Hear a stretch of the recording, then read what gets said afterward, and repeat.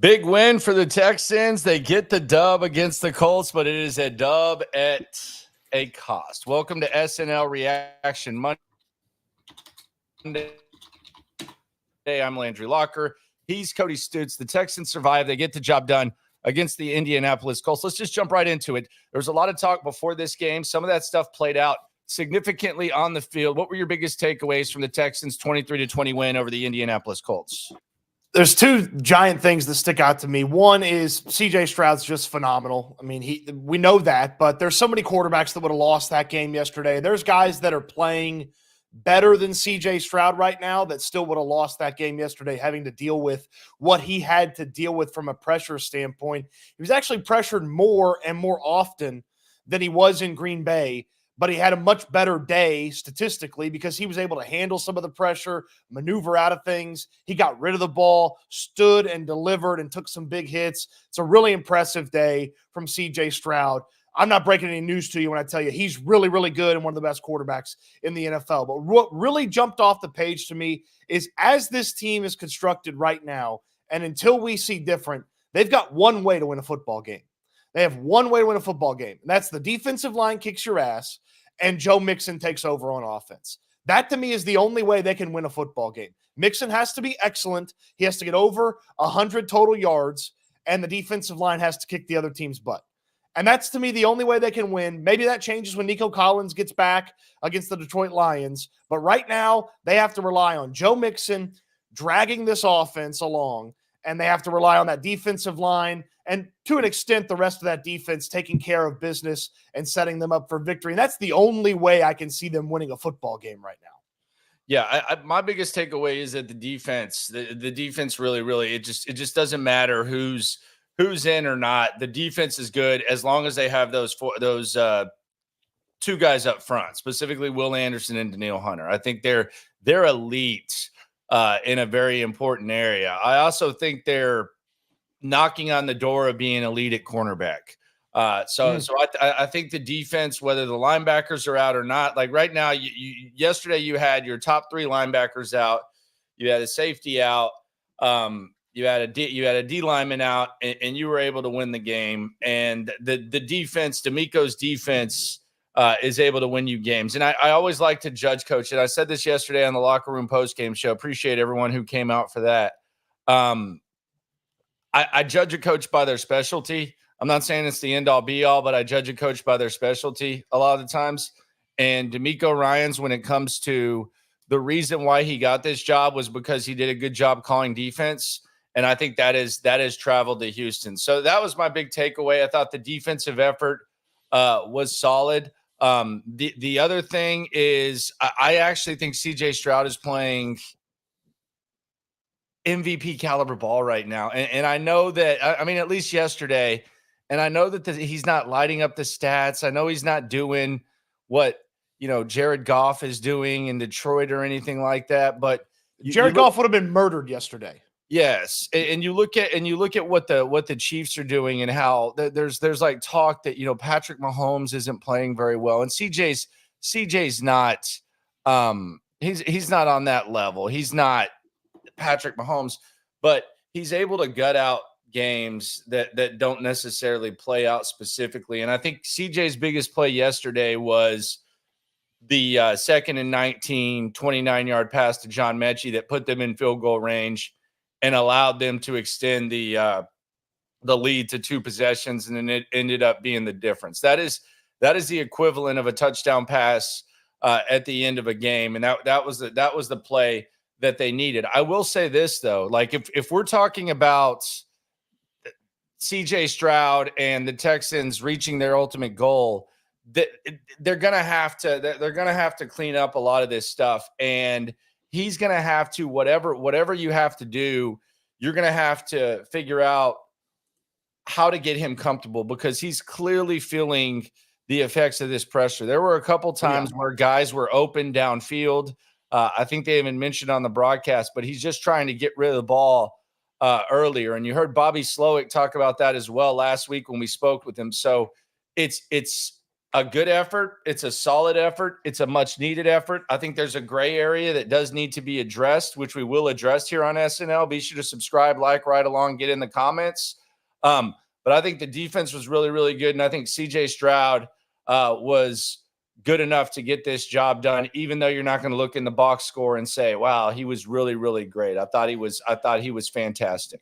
Yeah, there's only a handful of guys that if you swapped them out with CJ Stroud, the Texans still could have won that football game. And they're all guys that you think about as MVP caliber type of guys. It's Lamar Jackson, it's Mahomes, it's Josh Allen, and maybe there's one or two other guys. Like the pressure, you talked about it. I felt like early on, just the accuracy was a little off because of the pressure, as well as you talked about the settling for something that was a little bit quicker instead of seeing something downfield. I think there was a play where he hit Dalton Schultz for a medium gain, but he had Stephon Diggs on the next layer deeper in the defense wide open, and he missed that one. And but there's also like, hey, I got to get rid of this ball because the internal clock's going off because I know that these guys aren't going to block very long. And so he just gets rid of it. But just a masterclass in surviving and executing to the top of your talent by CJ Stroud yesterday against this Colts team that was after him basically from the word go. Let me say that again. Let me hear that again. Surviving and executing to the top of your talent. Yes. Okay. Yeah, I can get down with that. Shout out to everyone, including Matt Marr, who's on the super chat. Matt Marr, the legend, the legend. I think he's going to be at the Detroit game 2 Sundays from now. So we gotta meet Matt and see what's up with him. I want to meet you as well if you're out there. We're going to try to figure out some sort of gathering for that. Yep. Matt said this, and this was the elephant in the room that I previously mentioned. So this is an assist for Matt. And let's just be realistic and let's accept reality here, because all that great stuff that we've said, let's be real. Matt says AR, fantastic athlete, terrible QB. If he was good at his job, we lose. I 100% agree. If this was Gardner Minshew last year, if this was Joe Flacco this year, I think there's a better than likely chance that the Texans do lose this game. And I don't think there's any shame in that. That happens in the NFL. But the equalizer yesterday, with all this praise about CJ Stroud, Anthony Richardson, a.k.a. LaFar Jackson, he sucks. He is not good. There were a couple of big plays by Downs. One of them was a coverage bust. The other one was just a really, really good play by him. But between the interception at the end of the first half, between some of the boneheaded stuff he said, I know in Indianapolis they're firing him up for asking out of a game. I think tapped out. He did, and I've never seen a quarterback tap out. I never have, but he did avoid he did avoid falling out of field goal range. It's kind of crazy. And then I don't know what they would have done in that situation. It was 3rd and goal deep. But yes, I 100% agree with Matt, and that was one of my big takeaways. If anyone is at quarterback outside of LaFar Jackson, then I do think we're talking about a loss. That's the other side of the coin. There's only a handful of guys that could have done what CJ Stroud did yesterday. There's about 20 quarterbacks in the league, including the backup over there in Indianapolis, that would have beat the Houston Texans yesterday. There's, you can look at the wins that they have this season, and you could say, a different quarterback or different team that day, and the Texans lose that game. Like, that is an element of this season so far for the Texans. They're not going to apologize for the 6 victories. They're not going to apologize that, they made Anthony Richardson look horrible yesterday. They pressured him basically from the word go with that defensive line and some well-timed blitzes, and, Devin White and Jake Hansen had a sack. But there were a lot of quarterbacks yesterday that with that Colts team would have beat the Texans by 2 scores for sure. Yeah, and I mean, I think it just really, I think it just really gets the job done. Tori, I guess, has the counter. Let's go to Tori. I agree with Matt, but why do we keep acting like our defense isn't making these QBs look like this? Mobile QBs haven't looked good against us all season. Miko has the recipe. That's very fair. That's very true. You know how we feel about DeMeco and the defense. That was my first thing. But Anthony Richardson looks like that against everyone. Like the Josh Allen performance was insane. I mean, Josh Allen had a record-setting bad day, which I guess kind of adds to your point as well. But Anthony Richardson just kind of looks like this no matter what. But yeah, I do get your point. I'm not taking away anything that D'Amico will do, and it'll be interesting to see how this defense handles the Patrick Mahomes, the Lamar Jackson, the two. I think December is really kind of going to be the month where we see how they handle the elite quarterbacks and how much is on the line. But yeah, that's a good point by Tori. But if you're telling me on a week in, week out basis, you have to have a quarterback that has an elite day or is an elite quarterback to beat the Texans, isn't that a really good starting point for a team most weeks? Like, hey, the other guy's QB's got to be awesome to beat the Texans. Okay, like that's a good starting point for a team each week. It's great. That's really all you can ask. It is S&L Reaction Monday. We appreciate everyone coming through. Dom in Jersey, which is the region that the Texans will be at on Thursday. Very quick turnaround. We'll get into that. Normally, it's very, very reaction heavy to the game. It still will be, but a larger chunk of the pie will go towards Thursday because it's a very unique week. They actually got more media availability today. Tomorrow is going to be an extremely long day for the Texans, and then Wednesday they're going to be off. We won't. They will. And then we'll still have the S&L on Thursday, and the post-game show and all that type of stuff. So ride with us. We appreciate it. Jesse on the super chat says, I feel like our O-line have belly rings and butterfly tattoos on their lower back. Now that is very, very harsh, I would say. But I will say this, and I think that we need to get into that. The O-line is interesting, and this is the question I have. Interesting how? Interesting like you're on the freeway and you're rubbernecking a car wreck? I have more hope about the O-line now than I did before. I have what? I have more hope. Where? Why? How? I'll explain this. I'll explain this, and I can already see people in the chat saying, what the hell is wrong with you? The O-line skeptic, Landry Locker, has turned on this O-line for a positive? I have more hope. And this is why I have hope. Because we saw what the problem might be. And now, on one hand, you say, okay, how big of a problem is it? But we saw what the problem was. Now, there is a question that I want to address before I get to this. Before I get to this, I want to address this question because I think it's a fair question. And here's my main question. Why did the Texans staff need to see that to bench Kenyon Green? That's frustrating. A lot of times it's hindsight's 2020. It's all this. The most popular opinion in the chat, maybe in the entire history of these channels, and these channels are my channel is pushing not quite 3 years, but we're creeping up on 2.5-ish years. That was the most popular opinion, was they need to bench Kenyon Green. So they put Kenyon Green on the field. They don't make a single change. And then Kenyon Green almost gets CJ Stroud killed to the point where the dialogue is, how in the hell is this guy not off the field? And then he gets benched.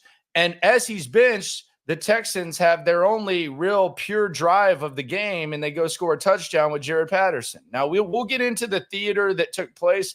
There was some stuff on the sidelines that y'all may not have seen that was just wild. But at this point, when it comes to this offensive line, I think it's fair to think, and I think the Texan staff is really going to have to take a really, really hard look. Does replacing Kenyon Green improve the offensive line? And I think the answer might be yes, and I think it might be something that they proactively try to do. Now, some will say, why wasn't Kendrick Green going in? I thought you brought up a good point that once Patterson goes down, Kendrick Green is also your backup center, and he's your backup guard. So maybe you don't want to sacrifice a guy that already has bad knees and throw him out there to where you may not have a center. I think there could have been something to that. Now, don't tell him that because he seemed a little bit pissed off. A little bit would be an understatement. But I think that there's finally some hope that taking Kenyon Green out of the game, which I'm hoping they do. I assume that when Jared Patterson is back against the Lions, he's your starting left guard. I think it's safe to say that Jared Patterson, 2 Sundays from now, he's not going to be on the field against the Jets, although he was in the locker room after the game and he seemed like he was kind of in really, really good spirits. I mean, he looked like his normal self. Actually looked like he was goofing around a little bit more than he usually does. But I think there's hope for this offensive line to improve. And I think that whether it was late, whether or not it was late, I think they at least have a visual and an idea that benching Kenyon Green could be something that makes this offensive line better. I truly believe that. Now, will they do it? That's on them. But everybody knew it heading into the game. I think they got a brief taste of it. And I actually have some sort of hope that they're going to find a way to keep Kenyon Green the hell off the football field, whether that means a trade, whether that means Patterson being the starting left guard. I think that they know, okay, this guy is one of the major problems. It would be very disappointing to find out that the Christmas light theory is true, that you replace the broken bulb and all of a sudden the string of lights starts to work. You replace Kenyon Green and all of a sudden the offensive line works, because for weeks it has been apparent that he is not playing well and they didn't try anything different.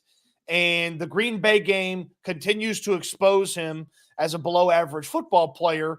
And then he just has a horrific start to this game. And they swap him out, have a real drive of football, and then they have to put him back in. Immediately, he gives up pressure. He gets used as a tackling dummy at one point, ruining a run play, which he's especially supposed to be, moving earth and being good in the run game. And it would be disappointing to find out that was all that needed to get fixed or changed or adjusted to move this offensive line up. Do you think? Yes, I do. I do believe that will improve offensive line play, having somebody that's not Kenyon Green as the left guard for this team. Because if you could trust the left guard a little bit more, if you can get a little bit more out of that left guard spot, that's going to make Scruggs better too at center. He's had a tough time this season, a couple of different games, and he's going to get better. Laramie Tunsil's going to have a lot less to worry about trying to make the guy next to him correct, which makes him a little bit better. So yes, I do believe a different left guard besides Kenyon Green is going to make this offensive line better.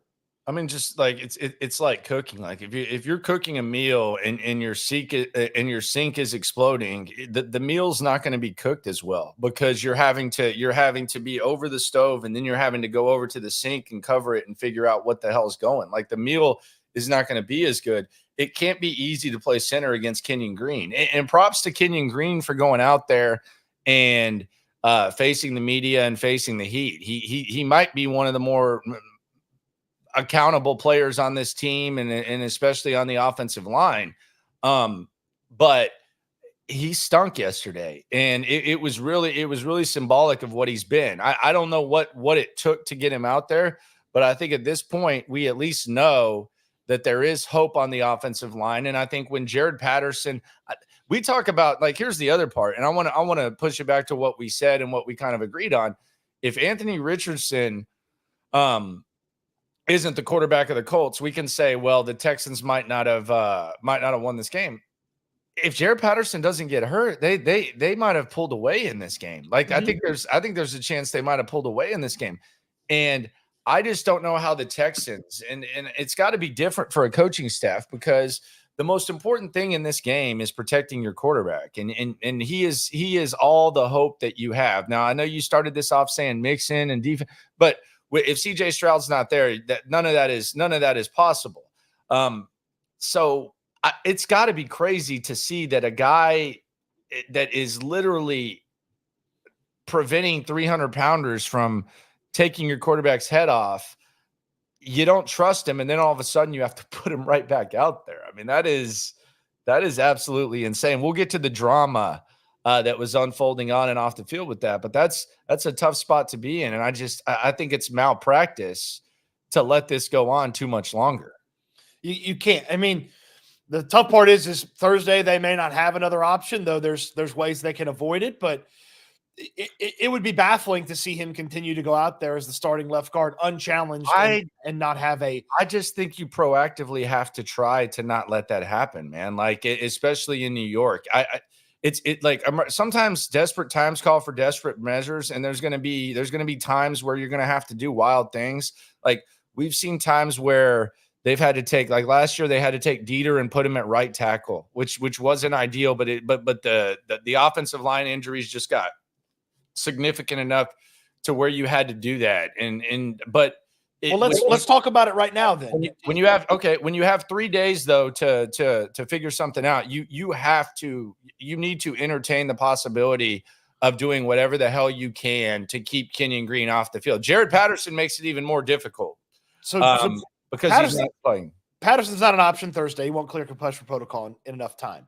So your options at left guard are Kenyon Green, Kendrick Green, Nick Broker, or you could start swapping guys and moving guys around on the offensive line. There's the Titus Howard at left guard conversation, put Blake Fisher at right tackle. But if you could play, I mean, I don't know how you go out there with Kenyon Green at left guard. Can't. He's almost at the point where you need to either like see if someone wants to kick the tires on him or you got to cut him. Like you can't go on like this. You've already said that he's not good enough. I would start Kendrick Green, and I know he didn't get into this game. I would start Kendrick Green. He might get a talking to. And I would have Nick Broker active as an additional backup guard, an additional option at guard. And I would promote Scott Quessenberry from the practice squad as a backup center. Mm-hmm. So I would start Kendrick Green if I was the Houston Texans on Thursday against the Jets in New York. I would start Kendrick Green. I do not know how they could sit here for 3-4 days and think about putting Kenyon Green back out there when they had to bench him in the middle of a game. And my theory about Kendrick Green, basically being the last guy that can actually snap the football as the reason that he didn't get in there. That's the only explanation I can see for why they didn't put him in there at left guard after Patterson. Like, you want to go with Patterson instead of Green? I actually don't hate the explanation. I don't think he buys it. I don't think he buys it. So I don't hate the explanation. Just to lay it out, if Juice Scruggs got hurt and Kendrick Green got hurt, they would not have a center. They would not have anybody that can snap the football. And that would totally change the way that they can operate the offense. Like, you'd have to probably play Kenyon Green at center, and then you would have probably had to play Titus at left guard and Fisher at right tackle. So, like, you'd have had to do a whole just big old swapsies if Kendrick Green got hurt and Juice Scruggs got hurt. Now, most people will tell you that's a whole lot of ifs. You got to worry about CJ Stroud getting hurt, and I tend to agree with that sentiment. So does Kendrick Green. So does Kendrick Green. He was not a happy camper, man. He was not a happy camper. I'm sure he could maybe understand Patterson getting the shot ahead of him, but he had to be beside himself and fully not understanding why Kenyon Green got another shot instead of him. Scott Green, he might be related to Kenyon Green, not sure. Same last name. He says Patterson is not the answer. He only played one series. Well, they scored a touchdown on the series, brother, and he didn't almost get CJ Stroud killed. So, I mean, like, yeah, it's a small sample size. But, yeah, he also played last year. And it's unfair to Kenyon to say all O-line problem is Kenyon. Titus, Shaq, and Juice are just as bad at times. I don't – you can go back and tell me where we said that all of the offensive lines problems are on Kenyon. I just said that taking him out makes the offensive line better. I'm convinced of that. I don't know that anyone said that all of the offensive line, like, this is an awesome offensive line without Kenyon Green. He's just clearly – I think it's very clear that I don't disagree with you that those guys aren't good, but he's clearly the weakest link, and they agree. They showed you that they agreed. And the Jared Patterson, I don't think Jared Patterson's ideally a guard. I think he's better than Kenyon Green at this point, and I think that small sample size is encouraging. Yeah, putting Jared Patterson at left guard doesn't make them the Super Bowl Eagles offensive line. It doesn't make them the Detroit Lions offensive line, but it makes them better than the offensive line that started the Packers game and started the Colts game. Yep. That is what we agree. This is the funniest thing. You two better call them out in their press conferences. What does that mean? Like what like what do you want us to do? Like I mean we go up there, we ask the questions that need to be asked, but what do you mean call them out? Like ask a question about the offensive line? Sure. Ask Bobby Slowick to explain himself. Sure. I don't know what the hell that means. Like what do you want me to do? Like just completely bombard them? I don't understand. Very confused by that. It is worth asking today, like what went into the decision to put Kenyon Green back in the game and not put Kendrick Green in that spot. Yeah, but like call them out. My expectation is going to be that was our best 11 or something along those lines. Or maybe it'll be the explanation that, hey, Kendrick's the backup center and we needed him in case Juice got hurt. Like, okay, sure. Yeah, we'll see what it goes. But yeah, I'm like, hey man, I'm calling you out. Bring your ass to the ring. I need any coach from the back locker room to come out here and face the music. Yeah, we got you, brother. We'll ask the right D'Amico Ryans, I want you in the steel cage on Thursday Night Football. What you gonna do, D'Amico, when Stootsmania runs wild on you? We got you, dude. I'm gonna go up there at the podium like 10 minutes before. 10 minutes before, and I'm gonna grab the microphone and be like, Bobby, I know you're back there. You ball cap wearing SOB. You conservative play calling SOB. I know you're back there. Bring your ass to the ring right now. I got something to say to you, Bobby. I'm in your way, and you can't go sideways around me like you throw the ball sideways on 3rd and 2.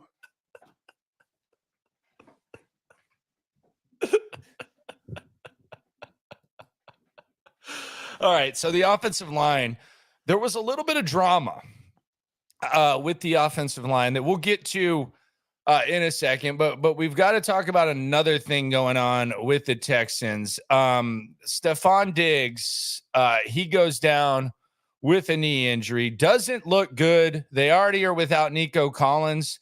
This is kind of deja vu. And let me explain this. This is big time deja vu. So you have the Texans going to New York against the Jets. Banged up, especially at wide receiver. They're not going to have their top 2 guys. They're not going to have Nico. They're not going to have Diggs. This is the exact same thing that happened last year in kind of a different way. The week before the Jets game last year, Tank Dell was lost for the season. You found out that Tank Dell was going to be lost for the season, and Nico Collins, after making a hell of a play, he went down. So CJ Stroud was in New York. It was ugly ass weather though. God, it was cold. I was at that game. It's freezing. Was it raining too? Yes, raining, cold, terrible. But Nico Collins and Tank Dell were out. This time you're going to have no Stefon Diggs and no Nico Collins. So this is kind of deja vu as you're going to be shorthanded at wide receiver. But the news is the Diggs injury. Obviously, Stefon Diggs is going to miss. I mean, your guess is as good as mine. He's going to miss a lot of time. When the doctor experts on Twitter are saying hopefully it's just a meniscus, that kind of tells you where you're at when it comes to the injury. And we're getting a weather report. It's going to be 79 and sunny on Thursday night in New York. How about that? Wouldn't mind it. But the replacing Stefon Diggs, where do we go there? I mean, it's for this week. It's you have what you have. You have Xavier Hutchinson, you have John Mechie, and you have Robert Woods, and to a much lesser extent, you have Steven Sims in the practice squad. That's what you have. Johnny Johnson's on the practice squad. Johnson. Landry Johnson in against Johnson. Is it that's what we want. So they got Johnny Johnson. They got Xavier Johnson. Johnny. And then they've got Jared Wayne as well. So again, that's all to a lesser extent, but it's going to be Tank Dell show through the air with the tight ends as well. Like, I mean, you don't have a 1-for-1 replacement. Like, somebody's going to run Stephon Diggs' routes, but none of these guys are anywhere close to as good as what Stephon Diggs is. And I would tell you, suppose Xavier Hutchinson gets first crack at some of those snaps with Woods right behind him. And if there's anything to John Mechie, like, let's see it. Let's see it. Hey, big play by him yesterday. Probably one of the top 2 plays of the game. Yeah, one of the biggest plays. Yeah. Big differences. So that's what you've got for this week. I would say long term, obviously you're going to get Nico Collins back at some point. It's not out of the question that you should be exploring the trade market for at least one more wide receiver body. Yeah, if Diggs is down for an extended period of time. Well, I also think it could be a chess move where you don't think Diggs is going to be back next year. Like, we're not 100% certain about Diggs, especially, like, let's be honest, coming off a knee injury. You're going to have Nico. You're going to have Tank back next year. One important thing about Diggs, too, it's a guy that never gets hurt. So you never know how a guy responds the first time he has a big-time knee injury and he misses time. It's a guy that basically never gets hurt. So how does he respond from a knee injury as well? Well, the other thing, and I've seen some people say they wasted a second-round pick on a rental. Dude, it was a 3-way trade. Like, they traded back 19 spots to get Stephon Diggs. The only reason they made that trade with Minnesota is because they knew what they were going to do with it. If they would announce that as a 3-way trade where the Texans get Diggs to move back 19 spots, and the Vikings get the first-round pick and Buffalo gets the second, we never would have looked at it that way. That's what it was. Like, we've said that from the jump. So I don't look at that the way that a lot of people look at it. I don't think they ever make the trade with Minnesota if they didn't know what they were going to do with it immediately. But I think if you're going to make a trade, and I know Cooper Kupp is the name that comes up, you could easily put Cooper Kupp on this team this year. I think is he better than Stephon Diggs right now when healthy? Yes, no, like what are we saying, mate? Probably yes. I would say Diggs is just slightly better right now. Kupp's looked a little step slow this season. Okay, but for next season, you can bring back Kupp because you might not be bringing back Diggs. So you have that. I also don't know that they have that element that Kupp can provide in the slot, and I think when you have a bad offensive line, I think that element can add some stuff and maybe free up Dell a little bit. So. I'm saying all that to say this. Now, Christian Kirk just got hurt. So Christian Kirk was another name that was brought out, and he's kind of out for the season. Yeah, he's done. So you're not going to there's not going to be Christian Kirk. But if you are going to make a trade at wide receiver, it's almost like making a move for this year and next year, because the Texans are going to eventually, when all these good players become eligible for extensions, they're going to have to pay guys, and you're not going to have the luxury of being able to pay Diggs, Collins, and Dell. So if you do make a move, it won't necessarily be just for this year. I think next year will be kept in mind as well. No doubt. And again, that doesn't any sort of trade discussion doesn't help you for Thursday. You got what you got for Thursday. But especially if Diggs is going to miss, if he's missing more than 3 weeks, which they'll know today if he's missing more than 3 weeks. If he's missing more than 3 weeks. That'd be a miracle. Yeah, if he's missing less than 3 weeks, I mean, miracle is probably the best way to describe it. He's missing more than 3 weeks. Finds a body, somebody who is a little bit more experienced wide receiver than Xavier Hutchinson and John Mechie, someone that's got a little bit more left to his career than Robert Woods, and add him to the equation at wide receiver with Nico Collins coming back, and give yourself the best opportunity down the stretch to be at least flush with those weapons. Again, Nico Collins is coming back. Nico Collins gets hurt. Like, he's been hurt every year of his NFL career. What if he gets hurt again? You don't want to be sitting there with just Tank Dell and everybody else as your wide receiver room, because Diggs is hurt and Collins is hurt again too. Jesse on the super. You ain't never hate. Swarm. I think you two should start the Stone Cold What Chance when Bobby or Miko talk about making changes on the online. Yeah, probably not. Primetime V says, Michael Thomas, why not give a shot? Please don't put me. I would honestly rather bring back Jalen Strong than Michael Thomas. I'm good on that. Michael Thomas is more washed than your favorite sweatshirt. Yeah, he's not. He's done. He sucks. That's a terrible idea. Hot take, it would have been better long term if we would have lost. If we would have lost, they would take the offensive line problems more seriously. Disagree. I don't think I They think benched a guy in the middle of the game. How is that not taking it seriously? yeah, I disagree with that significantly. Now maybe they should have done it early, but I don't agree with that take, Baylor Bear. 03. But I got respect for you, my friend. Could we get a crowd review from yesterday? Sounded loud on TV, but looked empty. No, it filled up. It's pathetic before games. They need to, when they do the introduction, they need to turn the lights out. I think that's a small thing that I think would go a long way. I'm not going to sit here. I've heard people say, well, shut down the concession stand, shut down the tailgating. No, shut up. Like, it's not, you don't do that. And everybody else has concessions and tailgating. That's stupid. And I know it is a Houston thing, but I do think in order to maximize the production, and I think you kind of get a feel. Like, have you ever been to a basketball game or like hell, we're talking wrestling today, like a wrestling match, and you're on the concourse, and then all of a sudden the lights go out and you can kind of hear the music and stuff. And you're like, damn, I got to get back to my seat. Like whenever there's like introductions for the Rockets, that's the thing the Texans need to do is they need to, when they're introducing players, they need to turn the lights off. First of all, it makes it look better because you can't see all the empty seats. Second of all, it makes it, they're not wasting all this awesome production. And I think it would just add. So just turn out the lights when you're doing the introduction and figure it out. But I thought the crowd as a whole was really loud. I thought it was a loud ass crowd for sure. And it eventually filled up and looked good. It's just kind of late arriving, but just one small thing, not dramatic. Just turn out the lights when you're doing the introduction to maximize all the production that's going around, all the fire, all the voices and stuff like that. Because when you turn out the lights, it increases attention. It decreases visuals of empty seats. So just go ahead and do that. And I think that would go a long, long way. I'm in favor of that. You're a good master of ceremonies. Just telling you, man. I think it would be a really, really, really, really easy thing to do. I think it would be a good thing to do. Make it happen. I might talk to someone. I don't want to tell them how to do their job. It's not getting fully appreciated.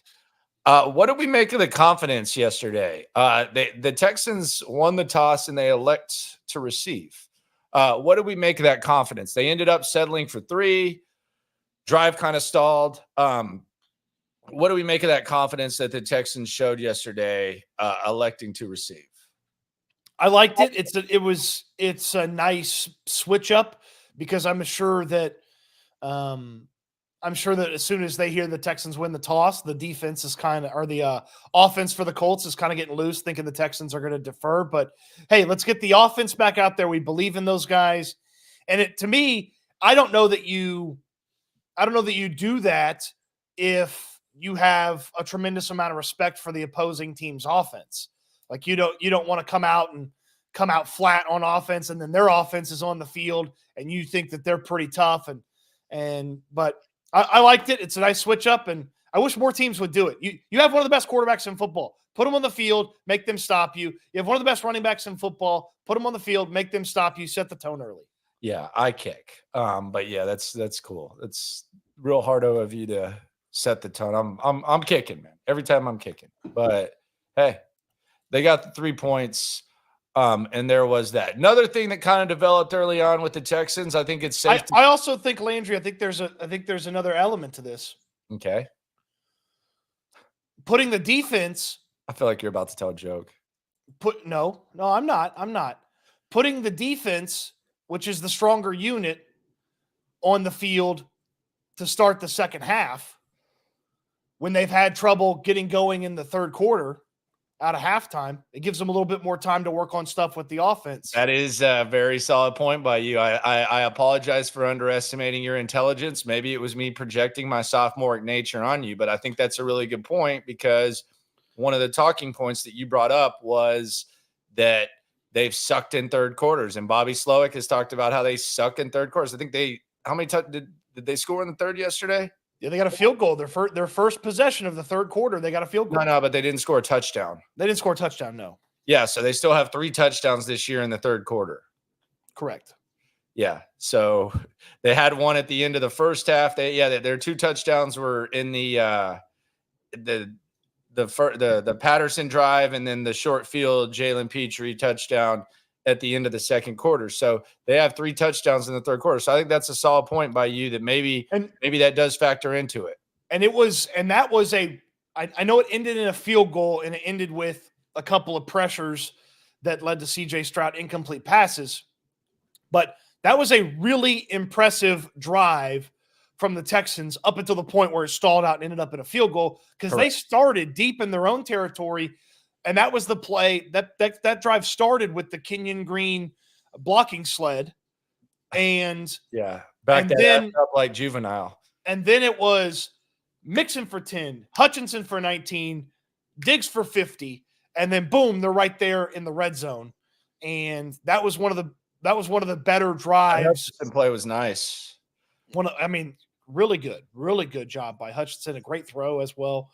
A little bit of heat that Stroud had to deal with. So, I wonder if there was an element of, hey, our defense is badass. Let's put them on the field to start the second half and really put the screws to that Colts offense. I think we see a little bit more mixing in the pass game too. Like talking about the receivers, the first play of the game, which actually kind of set them back a little bit. They had Mixon in the slot. He kind of ran the slant. Would have been at least like a 4 or 5 yard gain. You never know with him. Like he's going to make the first guy miss, but he dropped the ball. The only mistake that I think Joe Mixon has made. That was that point. Yeah, that drop. Yeah. So another early development. It is S&L Reaction Monday. We love you all. We appreciate you all for being in the chat. This is a fun ass week. This is a really fun week.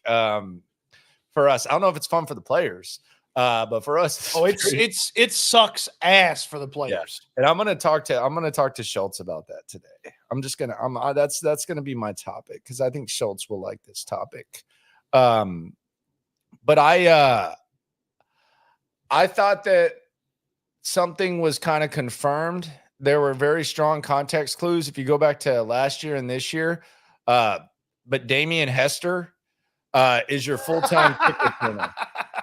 Damian Hester. So Damian Pierce has the 40-plus yard kick return. Now, the Colts did return the favor on their on their first their kick return as well.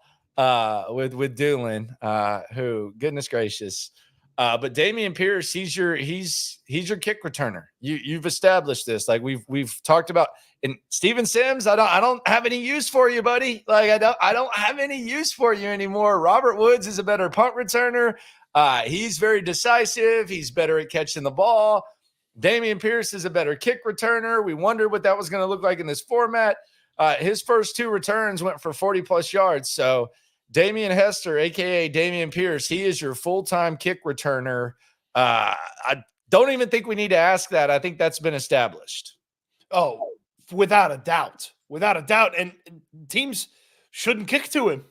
They should just get the Texans the 30 as the starting point. Don't kick it to him. Or kick it to the other guy. They put 2 guys back there. Kick it to the other guy. How about Will Kunkel with Kunkel Stats and Info? Damian Pierce is the only player in the NFL with multiple 40-plus yard kick returns this season. Look at that. That is some nice Kunkel Stats and Info from the Fox 26 face himself. Will Kunkel. By the way, speaking of Fox 26, I saw Mark Berman yesterday. Did you see him? I saw Berman. I didn't get to say hello, but I saw him. I gave him a hug, man. And there was a lot more room in that hug because he has lost a third grader. Berman has lost 40 pounds. Wow. Good for him.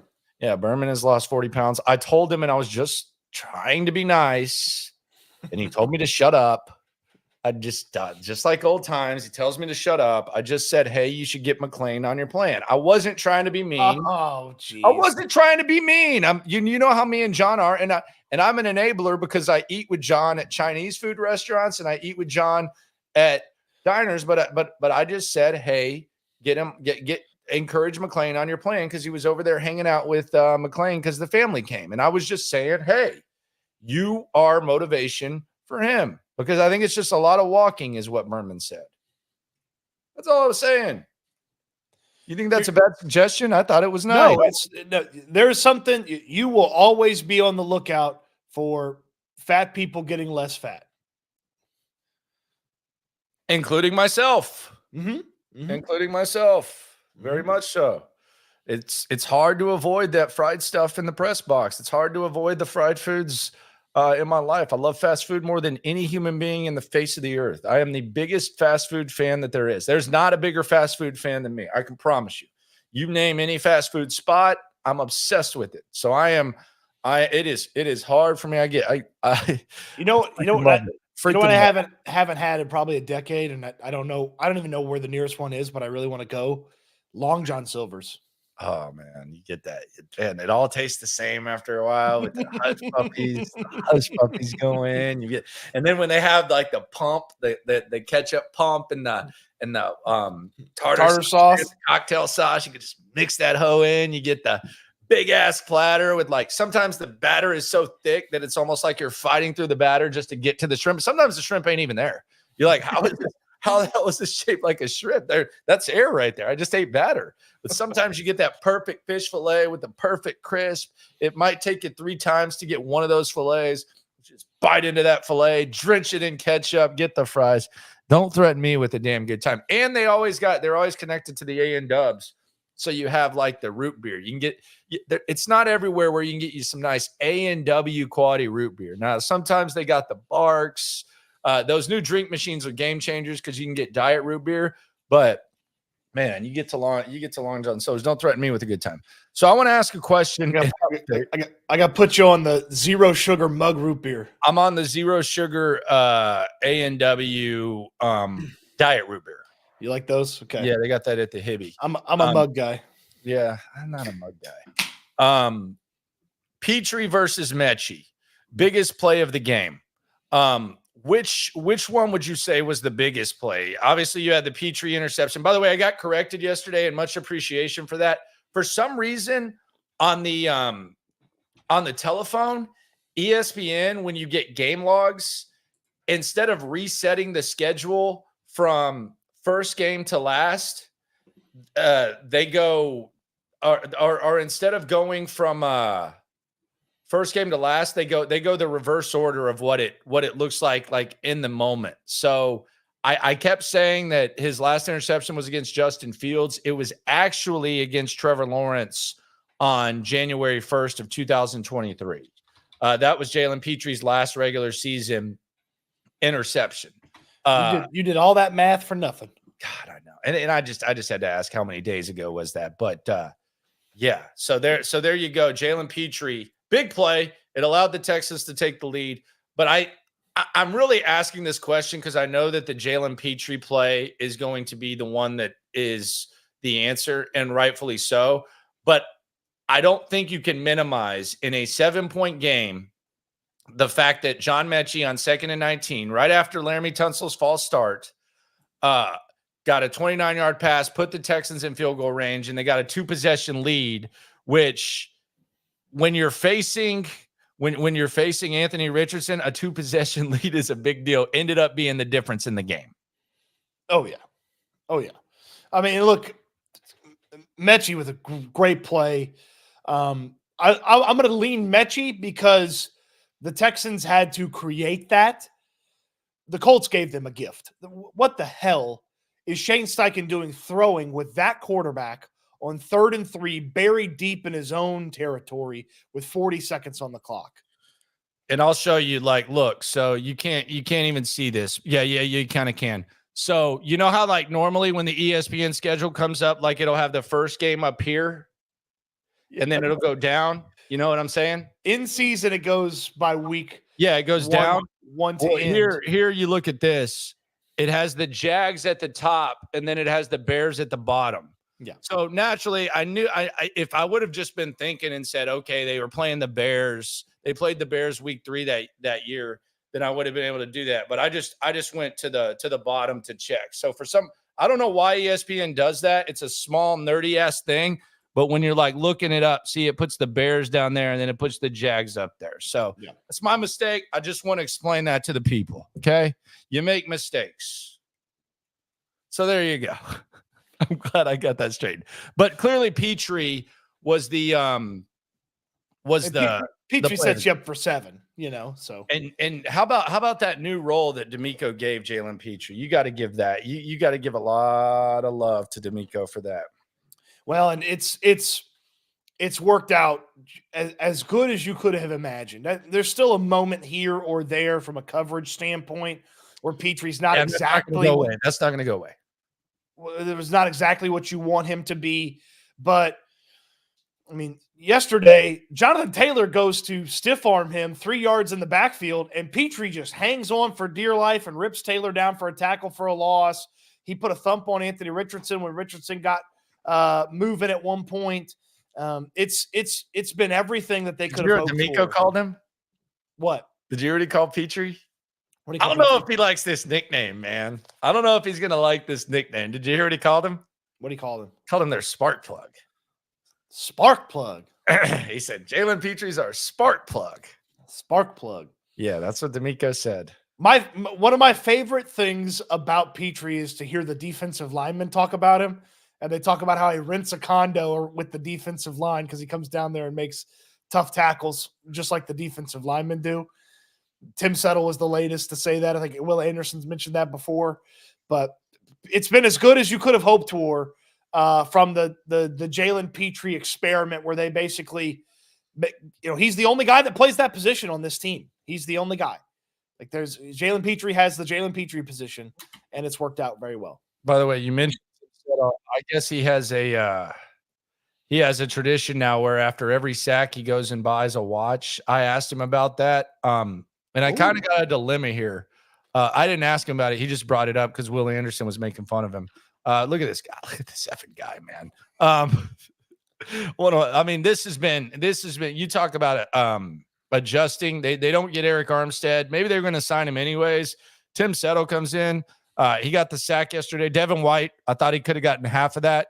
But listen, that's going to get adjusted, I think. Yeah, we'll see. Yeah, he might not be able to buy a watch, but apparently he buys a watch after every sack now. So another hard-fought win against the Colts. Just how hard is it to get Anthony Richardson down? It's like a DN. So you can get your biggest, nicest, normal size DN in the NFL. I feel like he simulates that. His image is similar to a defensive end. I saw you. I think you got the sack. So that's now 4 sacks on the year. Why have you been so effective getting to the quarterback? I'm doing what they asked me to do. I mean, they keep it simple. When we rush, and when we try to stop the run, we try to stop the run. I feel like Coach, he has a lot of faith in us, knowing that we're going to be able to impact the quarterback. And, we got a lot of trust in one another. So when we're out there, we're able to rush, actually. I mean, it's what we practice all week. Now let's talk about on to the next game. This is a quick turnaround. What kind of challenges is playing on Sunday and then playing on Thursday? How fast can you forget this win and go on to the next game? You gotta be able to have a next day mentality and next game mentality. I feel like take it. Look, hey, I told last week I said I'm gonna get a sack. I'm getting another one this week. Hey, y'all tune in. So you're gonna watch after every sack? Yeah, from now on out. That's my own incentive. You gotta watch companies, brands, your boy, Tim Tom. All right, there you go. So that's the Tim Time thing. That's where we're at. And I asked Settle after you talked to him, I said, are you playing your best? Like, is this the best football you've played in your career to this point? He's like, absolutely. He's like, I'm playing my best football right now, and I'm only getting better. And he talked about basically staying within the defense and doing what he wants to, or what he needs to do for this defense. A really solid addition to this defensive line room. And my goodness, when they get Mario Edwards back, this defensive line is going to be not only nasty, but they're going to be deep as well. Yeah, he's nice, dude. He's nice. Derek on the super chat, and I got a dilemma with Tim Settle I'll talk about in a sec. You ain't never hate. Swarm. Bobby, Miko appear to have learned from last week in a game strategy to run 3 straight times and burn opponents' timeouts won the game. Yeah, I mean they did, and that was what me and Derek were going back and forth. I like Derek because he's got that and he's a trash talker for sure. He likes to talk some ball, much like everyone in here. But he was talking about what Bobby said. I was fine with Bobby Slowick explaining what he was thinking when he prefaced it by saying he screwed up. Now, it can be frustrating for fans, and my dad wouldn't shut up about it either. Shout out to Pops. But he was basically like, well, this blah, blah, blah. He didn't do this and, this. And I'm like, dude, he's telling you why he screwed up. He's not just giving you like the short answer. He gave you 3.5 minutes on what he was thinking, and he's admitting that he screwed up. So I think I finally told Derek, I was like, no, I don't disagree with you, but we'll see how they handle the situation next time. And we saw how they handled the situation. So I agree with DU on that. So here's my Tim Settle dilemma. And I just got to be honest with you. Before last week, my wifey came up to me, and my wifey said, I think I saw that guy at the mall. She saw my Tim Settle interview on a little later on. I guess she saw me looking at it, and she said, I think I saw that guy at the mall. And I said, are you sure? I don't know about that. I don't think you saw him at the mall. I think this might be an old school race car. So I just kind of swept it aside and said, okay, yeah, whatever. All right. Yeah. Okay. You saw him at the mall. All right, whatever. Then yesterday we interviewed Tim Settle. Wifey and daughter like to watch me during post game because my daughter gets kind of excited, just like when she sees me on TV. And she said, I swear, I think I saw that guy at the Galleria on Friday. He walked in through the entrance by the Cheesecake Factory. Maybe he was going to buy that watch. And I said, okay, I'm entertaining the potential race car a little bit more than I was before. So I think I got to ask Tim Settle today, hey, bro, where did you buy that watch? Were you at the mall on Friday? But if you didn't, I'm just going to laugh. I'm just going to laugh and say, oh, okay.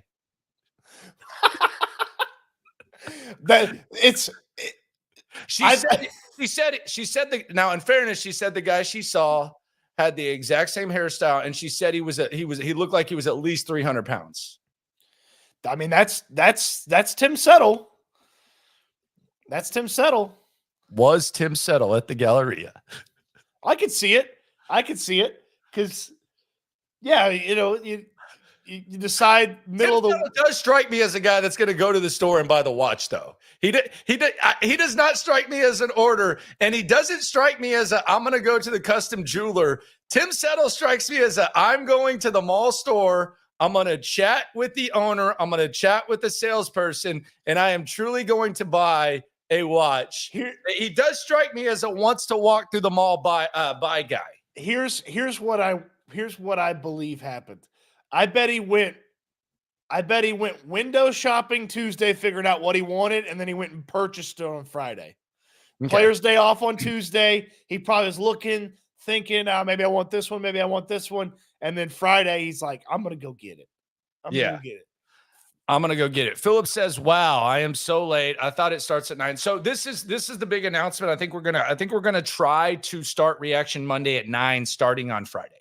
I think it makes perfect sense to start at 9 every day instead of on just the 4 o'clock on Friday. It makes sense, and the way the schedule's laid out, I think it's possible to execute. So I think we'll talk this out, but I think 9 o'clock might make sense for Reaction Monday.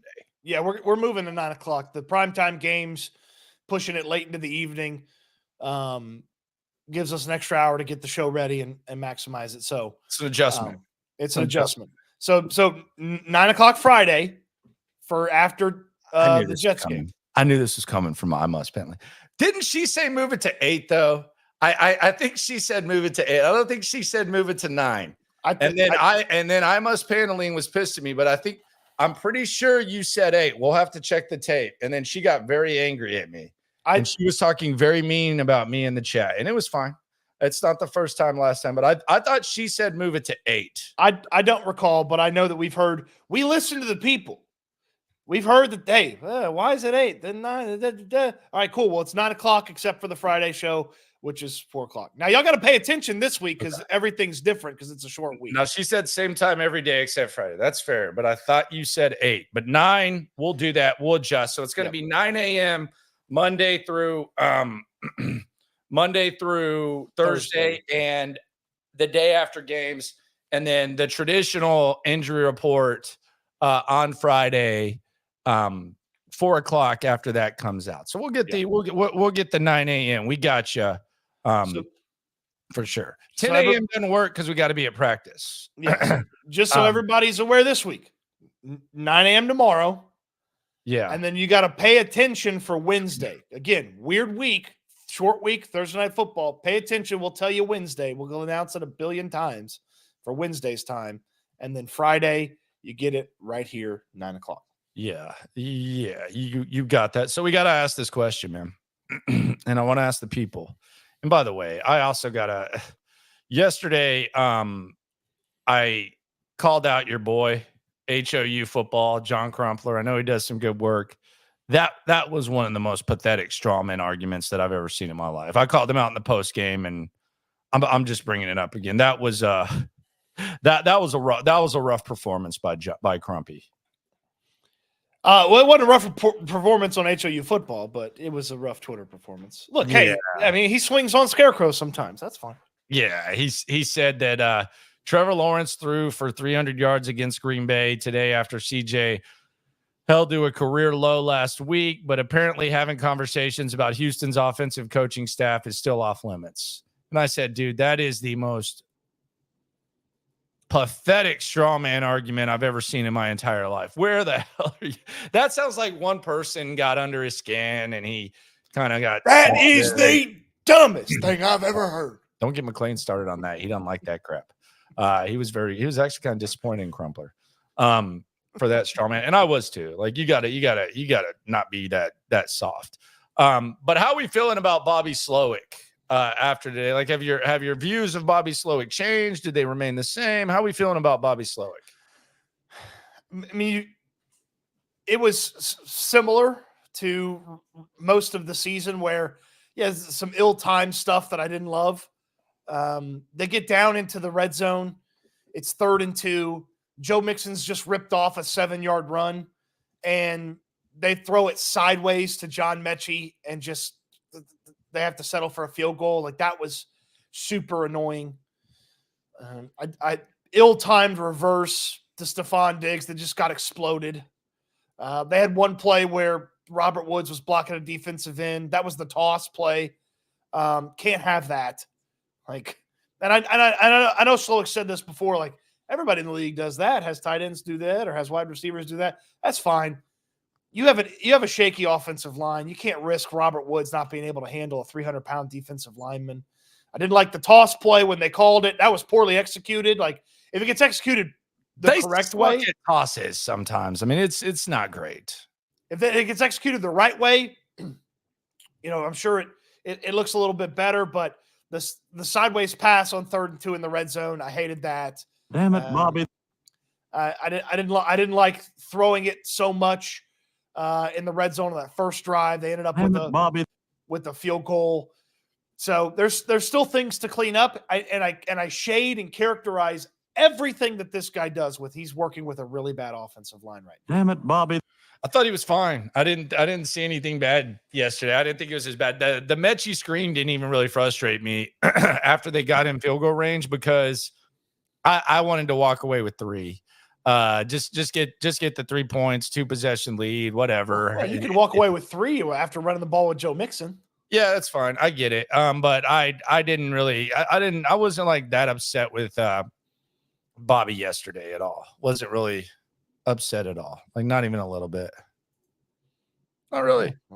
There'll be times you seem mad. I'm not that mad about it. I just can't. I just not upset at all. Like there's not even some things you want back. Not really. He's part of the guy that put Kenyon Green back in there. He's part of the reason Green's back in there. Well, that sucked. I don't like that. But yeah, as far as the actual play calling, I didn't have like a massive issue with it. Not yesterday. I was the king of being pissed off after Green Bay. It's a fluid thing. Do I think he looks great? No. But yeah, I didn't think it was awful with Bobby. I thought he was all right. We'll see how it goes. Once he gets back Nico, once they address the offensive line, and something will be addressed. Sarah says, real talk, we rolling with Kenyon against the Lions next week. Now, there's a couple things about this. Does this mean that her talk is not real when she normally throws out these opinions? Because to quote Andre 3000 in the Walk It Out remix in the early 2000s, he said, if you say real talk, I really don't trust you. So I don't know if I trust that this is real talk because you said it. Shout out to Andre 3000. But I think Jared Patterson's your starting guard at this point. Like he came in, they scored a touchdown. Kenyon Green was bad. He was bad right after they put him back in, and then he wasn't as bad, which is kind of grading on a curve. But I think Jared Patterson is your starting left guard once he comes back, and they try as to soon figure as he something clears out. concussion protocol, which hopefully will be after the Jets game, before the Lions game. Honestly, I don't want Patterson to be the starter. I'd like for them to go get Joel Bitonio from the Cleveland Browns, but Yeah. I understand that's not the easiest thing in the world to do. The Browns may have a little. They're grooving, dude. Then my Browns may have a little bit more hope to their season because they won without Deshaun Watson. Yeah, they did it for their play-by-play guy, Jim Donovan. Rest in peace. That was awesome. Jake Johnson swarming the super chat. You ain't never hate. Swarm. Late to the show, but next draft, how big of an emphasis do you think O-line's going to be first through third rounds? I don't know. I mean, there's going to be a few things they're going to have to figure out. They're also going to have to probably look wider than just filling one need because they're going to have contracts that they're going to have to address with some of this young talent. I mean, they draft a guard in the first round next year, I'm going to pull my fucking hair out. I'll be beside myself. Okay. That would be one of the most disappointing things I've ever heard of in my life. Okay. Now, that would make me sick. No, but here's the problem. I think you trust this front office on everything except offensive line. Like they drafted the right corner. I think they drafted a good tackle. You trust them on everything but the offensive line. If Kenyon Green were awesome, you would like it. Like, what if they drafted Zach Martin? Like, if you got Zach Martin in the first round, you'd feel okay, right? You'd be cool with that? Yeah, but they didn't get Zach Martin. They've got the center's going to be the same next year. Scruggs will be the center. The tackles aren't going anywhere. Maybe they can make a move with one of the tackles. But Blake Fisher's there for the tackle situation. And then Zach might not have another year after this, though. That's fine. Go sign a different free agent. Don't You use just a don't- first-round pick on a guard. How's that work out for teams? It doesn't. Man, who do you want in the first round? Dude, they're 6-2, man. They got a game Thursday. I don't know who I want in the first round. What kind of garbage is that? Little break for a second. Wide receiver. Little break here for a sec. Actually, I want the Boise State running back. With Mixon, two-headed monster. Oh my gosh. Rob Nino says, "Yo, Landry, what did you say was the cure for a hangover before and or after you drink?" I'm assuming that he hit the tailgate yesterday.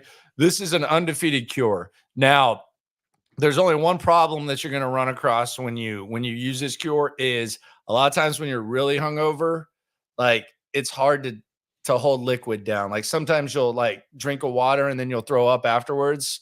But if you can hold this down and you can get this done, even if you throw it up after, you're in good shape. So there's two things that you need, two ingredients. You go to your local gas station and you get one of those 32-ounce Gatorades, like the traditional Gatorades. Step one, you open that Gatorade when you're in the gas station and you chug it down to the first line. You can even chug it slightly below the first line. Sometimes that's like the best drink that you can have after the hangover, but you chug it down just slightly below that first line. Then you go to their medicine section. A lot of times they just have small Alka-Seltzer there. They'll have like a 2-pack of Alka-Seltzer, sometimes Alka-Seltzer Plus. What you do is you go up, you pay, and as you're walking out, you stop in front of the trash can and the gas station. Or you can do this in your car. Who knows? I'm just efficient. I don't like taking trash in the car. You open up the Alka-Seltzer, you pour it in the Gatorade that's already been slightly chugged because you can't put it in when it's full or else it's just going to foam out. You put the 2 Alka-Seltzers in, you let it dissolve, you shake it up, and then you drink that Gatorade as fast as you can. Some people can drink it faster than others. You want to drink it probably in under 3 minutes, and your hangover will be solved. Promise you, it's undefeated. Got you covered. So there you go. That's how you get it done. That's how you get it done. Yeah, gotcha. Got you covered. I usually eat my way through a hangover, but that doesn't surprise you. Yeah, well, we don't need to do that. We don't need to do that. Back in the $5 foot long days, go get you a nice sweet onion chicken teriyaki, run it through the garden. Do you think Subway made a big mistake having like such a catchy jingle to where now, like when you go in there, you feel like you're getting cheated because you're not getting the $5 foot long? Do you feel like they made a mistake there? Or do you think the entire sandwich game as a whole just kind of caught up to them? But then you can kind of connect that because the sandwich game caught up to them and now they're in the same price point. They're not even like the bargain. Yeah, it's a combination of both. All right. Combination of both. So I'll reel this back in. There were 3 wild moments from Sunday that I want to address before we go into the Jets. And the first is the Kenyon Green Theater on and off the field. So this was crazy to watch, and this was crazy and really interesting to observe. There was a lot of talk about Kenyon Green leading up to the game, and immediately we saw Kenyon Green go out there and look just completely physically outmanned and physically dominated. And the speculation was, are they going to bench Kenyon Green? They benched Kenyon Green, and we were observing, we were like, what is going on here? You saw Bobby go over to Kenyon Green, tell him something, and then all of a sudden Jared Patterson sits on the bench to the left of Juice Scruggs, and Kenyon Green's on the side holding his helmet, just kind of not completely away, but it's clear that he's not anticipating going back into the game. So we were tweeting in the moment. We said, expect a lineup change here. And it happened. So Jared Patterson goes on the field. I feel like a lot of Texans fans were pleased with the change. And 10 snaps. 10 snaps. The Texans immediately go down the field. They score the touchdown. And all of a sudden, everybody's excited. Oh, my God, this offensive line, they got it going without Kenyon Green. The problems are solved. Joe Mixon into the end zone. The most intense run of the season. You're looking at Joe Mixon, and all of a sudden, you look down and you say, oh, damn, who's down? Oh, that's 54. Jared Patterson goes down immediately after. So right after that, you wonder, you're sitting there thinking, me and you were sitting in the press box with Texans cap Adam Wexler, and we're wondering, okay, does this mean Kendrick Green is going to come in, or does this mean Kenyon Green comes back in? Bobby Slowick goes up to Kenyon Green after the extra point. After the extra point, he says something to him. Kenyon Green puts his helmet on, and all of a sudden, Kenyon Green is sitting to the left of Juice Scruggs, and it looks like he's going back in the game. So you wonder, okay, what's wrong with Kendrick Green? Well, as soon as you look over at Kendrick Green, you see him slam his helmet down, and Kendrick Green goes over to the side of just away from the entire offensive line huddle, and he looks really, really ticked off. This is what sits down on a cooler. Yeah, this was it right here. This is what it looked like from our view in the press box. So you can see all the offensive linemen sitting there. And then right here on the bottom left, you see this guy number 53 in front of the tent. That's Kendrick Green. He's pissed off. He's foaming at the mouth. He's on the side. Kenyon Green goes in. Kenyon Green gets pushed. CJ Stroud gets hit twice with Kenyon Green. He gets pushed back like a blocking stead. You can just see Kendrick Green clutching his fist, pissed off on the sidelines, angry, mad, not even near the huddle. Then you see Kendrick Green after Kenyon Green struggles again. He goes on the exercise bike. He's riding the exercise bike like Lance Armstrong. It's almost like Lance Armstrong just stuck a needle in his butt and he's just going full speed. He's angrily going like the Wicked Witch of Wizard of Oz, Debo. Think about Debo in Friday when he's got that dun-nut. That's my bike, punk. That's basically what Kendrick Green looked like. He's pissed off riding the exercise bike. Doesn't look like he's riding it because he's going to go in the game. He's just riding it because he needs to blow off some steam. Dameon Pierce comes over, says something to Kendrick Green.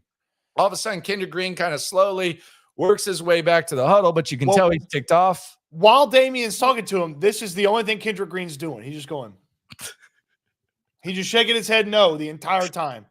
And Dameon Pierce is kind of like, it's like Damien was just kind of like, probably just talking to his teammate. And Kendrick Green just, the whole time. And then they the halftime emerges. It seems like he's kind of blown off some steam. He's a little bit more involved with the offensive line. But I think it's safe to say that Kendrick Green felt like he should have gotten a chance to play yesterday. I think that's I'm not a body language expert, but we were watching this about as close as you could watch it. And I think it's safe to say Kendrick Green thought that he should have gotten a chance to step on that football field yesterday. No doubt about that. And then he's about 5 lockers down from Kenyon Green in the locker room, sitting there when everybody comes up to Kenyon Green and asks, hey, what happened when you got benched? How do you keep your job? Yeah. At least he wants to play, though. I mean, I guess that's good. At least he wants to play. Now, I don't know how they're going to react to this. I don't know if they're going to make a big deal about this. Maybe they insert him in the starting lineup and they elevate someone. Who knows? But it was interesting theater yesterday at the offensive line. So that's just a little bit of a POV from what we saw. Other drama from this game. There was some brief deja vu. And I don't know if you caught this, Cody, but I thought this was really, really kind of like an emotional roller coaster. If you follow this rivalry closely, specifically if you follow this rivalry closely in recent history. And it was kind of like a roller coaster, because you talk about the roller coaster of Jared Patterson relieving Kenyon Green and then getting hurt on the same play that Joe Mixon scores a touchdown, where you kind of like have the high emotions and then they go down to low emotions. There was kind of like an opposite too. Do you know what I'm about to talk about? Mm-mm. So late in the game, in the second half, there was a my God, you couldn't have called a better play than the one that Shane Steichen called. And he called a perfect route out of the backfield into the end zone. Might have been one of Anthony Richardson's better throws. Should have been a touchdown. Number 31, Tyler Goodson in the end zone for the Colts. Drops the touchdown pass. The same Tyler Goodson that you might remember from such plays as Week 18 of the 2023 season, where Shane Steichen once again dialed up a nice play on 4th and short, and Tyler Goodson dropped the ball. The Texans ended up winning the division. They ended up winning the playoff game against the Browns. They ended up winning the AFC South against all odds, and the rest is history. For that brief moment, it was like, oh my God, this is the Texans' day. It is just not meant to be, as long as this Goodson fella is on the field. But then on the very next play, I think it was, Josh Downs with an absolutely beast mode catch. Could have been a touchdown, got ruled Great at the throw, one. which is very rare from Anthony Richardson. That was 2 straight good throws, but Josh Downs, good coverage too. Honestly, he went up and got it, but it's pretty good coverage, just a perfect throw and catch. But for that brief moment, you just kind of said, it's the Texans, it's meant to be, and then boom, snap back to reality. The catch from Josh Downs. So I thought that was an interesting moment, and then the final interesting moment in the roller coaster after the Green thing, and then the Goodson to Downs thing, just the Anthony Richardson experience as a whole is just insane. I mean, I don't know that we've ever seen anything like this. LaFar Jackson. Where does the LaFar Jackson come from? I don't know the history of that one. They were comparing him to Lamar Jackson, and he's far from being Lamar Jackson. So he's LaFar Jackson. Yeah. Just like they were comparing Will Levis to Josh Allen, and he was Gosh Allen. Okay. So like anytime you start comparing guys, if you want to call, I heard a Cam Newton comparison from Anthony Richardson. That's Scam Newton. So like, he's not even close. Sam Howell was supposed to be Baker Mayfield. He's Faker Mayfield. I got these for days, brother. Don't give me a bad draft comparison, or that's coming out of nowhere. Okay. But Anthony Richardson, just the whole experience of him is insane. I actually think it's kind of, it's kind of sad that the Colts fans, what it takes for them to be pissed off at Anthony Richardson is the fact that he came off the field. Pause. He came off the field after the play that he made, because the reality, like if you just look at the reality of that play, it was going to be 3rd and goal from like the 16 or something. Like it was a very long, I think it was 3rd and 16, it was long. And they weren't going to run a play there. They were just going to hand it off, I think. And the play that he made, he actually avoided getting sacked out of field goal range and was able to put them back into field goal range, a play that very few quarterbacks can make. And he just wanted some rest. Now, you never see quarterbacks do that. Probably could have stayed in there and just handed it off and been fine. But it's kind of funny that with all the Anthony Richardson experience, that's going to be what pisses Colts fans off and makes them realize that this guy ain't it. Just, I mean, the play is going to be a handoff to Jonathan Taylor. You can't stay in and make that play. I mean, you can, and you probably should, but on the surface, I've never ever seen a quarterback tap out. No, I have not. I have not. I agree with you. Richardson's also like trying to they should know where level is with Anthony Richardson by now. Like the Anthony Richardson experience also makes Steichen worse. Trying to figure out what they can and can't do with him makes Steichen worse. Like they shouldn't be throwing on 3rd and 3 deep in their own territory, but they decided to throw the football. He has to try. And it's funny because I think one of the best experiences, and I'm glad you got to experience this, is I got to sit. Normally it's just like hearing them talk when we're eating or like in the elevator, but the Indianapolis group of beat reporters, from everyone that's there, it's usually 6 people. Zach Kiefer of The Athletic, who's one of their top feature guys, used to be in that mix. And I think Kevin Bowen used to travel, who's one of my favorite guys for Colt News. He hosts the morning show up there. But they're a very knowledgeable beat, and they were talking about it when you watch every play of a game, there's different things that you can pick up. And they were talking about Jonathan Taylor would bust a 15-yard run, and they would say, "Oh, here comes 4 straight deep balls," or something like that.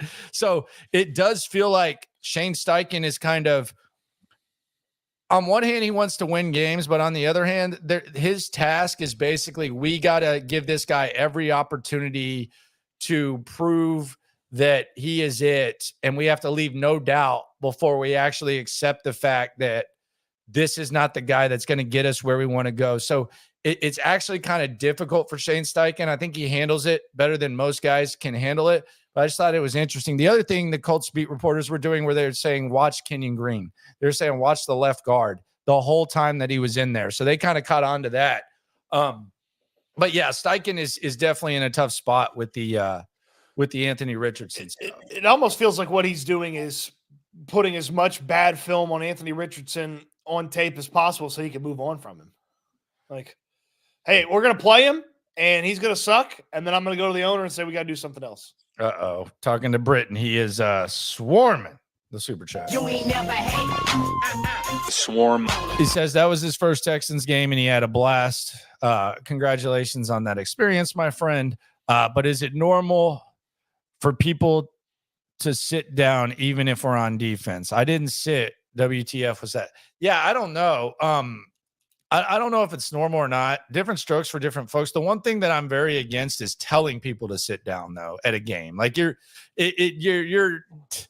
sounds like he got told to sit down by somebody. That's bad. Yeah, that's Yeah, that's a bad job by them. You got to figure it out.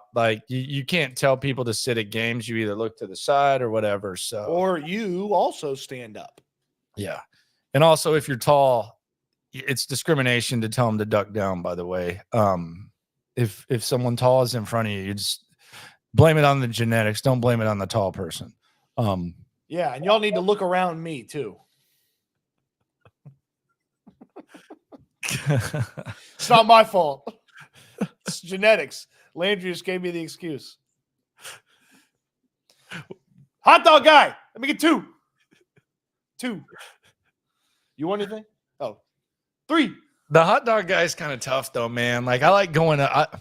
I need the ketchup pump, bro. I need the ketchup and mustard and relish pump, man. Like it's. I don't want to use packets, man. I don't want to use packets in the stands. I'm raw dogging at games. And in other situations, from what I've heard from some of the swamp donkeys I've talked to that know Cody Stoots.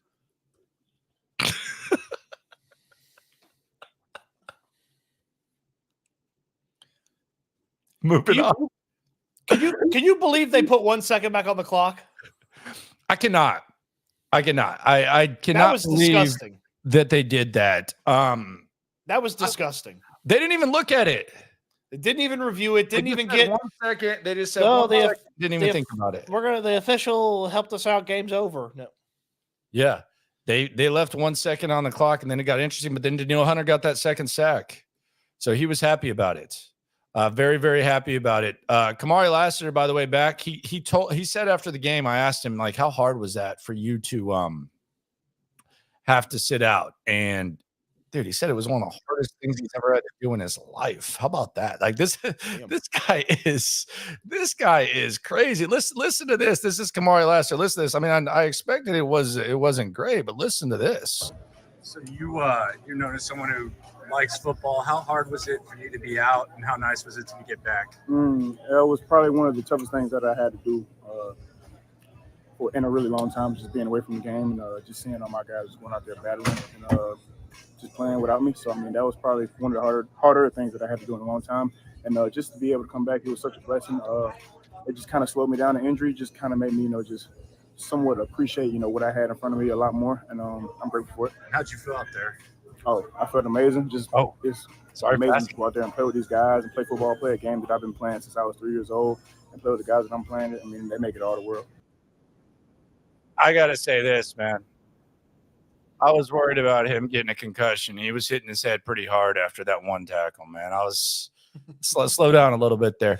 He's an absolute dog, though. The difference between him and Ross is obvious, but yeah, it's good to have him back. He's gonna be ready to go.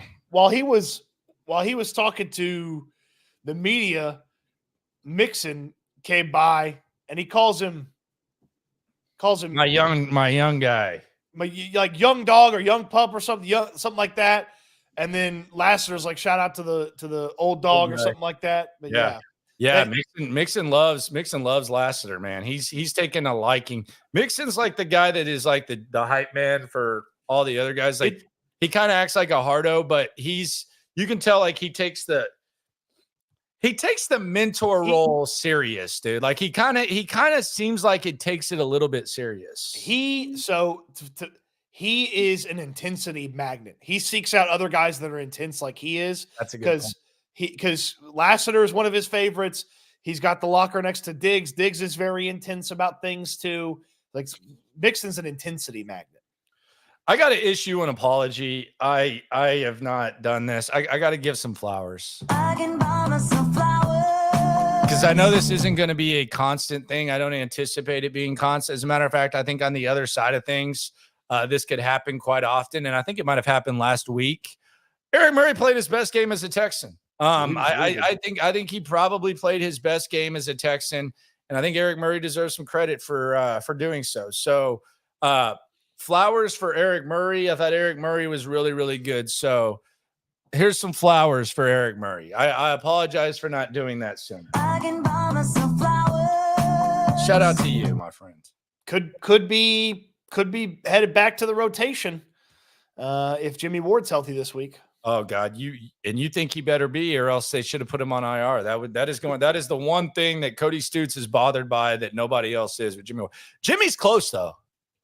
Yeah, Jimmy's close. He dapped us up on Detroit. He's playing against Detroit for sure. Yeah, for There's sure. no doubt he's definitely playing against Detroit. Zero doubt about that. What do we make of Tommy Townsend? Man, it was for needed to be special teams redemption game. It was a pretty slow start for the special teams. You thought this was a redemption game for special teams? I thought they played their best game against Green Bay. what I'm saying is Frank Ross was very against the yes, Colts. against Okay, the yeah. Colts. Okay. He was very disappointed with the first Colts performance. He wanted to have a really Oh. nice one. He was Damian Pierce got you going right away, but then they had the big return. Townsend's first punt was 32 yards. Like it was, he's not consistent. Yeah, I still thought special teams were really good though. Outside of the one long kick return, I thought they were good. Well, not great. They ended up having a good day, but they were a little rocky there at the beginning. Yeah, and Frank Ross, he's always on, dude. Like I just said, we just walked by him and said, "What's up?" on Friday, and it was like, "We got to get it right. We got to." I'm like, "Dude, this isn't a press conference, brother. Like I'm just trying to go get my laptop and get the hell out of here." To be honest with you, I appreciate it. Now I will say this though, and this is a hell of a good point. By I must paneling, and I don't know if this is even her point, but it led me to think about this. Do I count? Because I did my grades, and on further review, I might have made a mistake because I kind of nicked what should have been an A+ effort by the D line by holding the offsides penalty on the punt, which allowed the game to remain close because the Colts converted on fourth down and they lowered it to a one possession game. I held that against Fatukasi as a D lineman. That probably should have been held against the special teams.